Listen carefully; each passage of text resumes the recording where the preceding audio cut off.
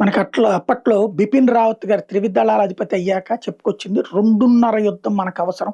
ప్రిపేర్డ్‌గా ఉన్నామని. 2:30 యుద్ధం అంటే అటు పాకిస్తాన్, ఇటు చైనా, అలాగే దేశంలో ఉన్నటువంటి దేశ వ్యతిరేక శక్తులు. నక్సలైట్లు కావచ్చు, తీవ్రవాదులు కావచ్చు, ఆయుధాలు పట్టుకొని ఈ దేశంలోనే అల్లకల్లోలం సృష్టించే శక్తులు. ఈ 2:30 యుద్ధం చేయడానికి సిద్ధంగా ఉన్నామని చెప్పారు. ఇప్పుడు ఇజ్రాయెల్ ఇంతకాలం గూడా 3 దేశాలతో కాదు 4 దేశాలతో యుద్ధం చేసింది. అది లెబనాన్, యెమెన్, పాలస్తీనా, ఇరాన్. ఇరాన్‌తో ప్రత్యక్ష యుద్ధం లేదు. ఇరాన్ ఆ 3 దేశాలను అడ్డుపెట్టి చేయించిన యుద్ధాన్ని ఎదుర్కొంటూ వచ్చింది. ఇప్పుడు ఇంకా ఇజ్రాయెల్‌ని అలా చేస్తాం, ఇలా చేస్తాం అంటున్నటువంటి వేళ టర్కీ గూడా యాడ్ అయినటువంటి వేళ ఘాటైన హెచ్చరిక చేసింది ఇజ్రాయెల్.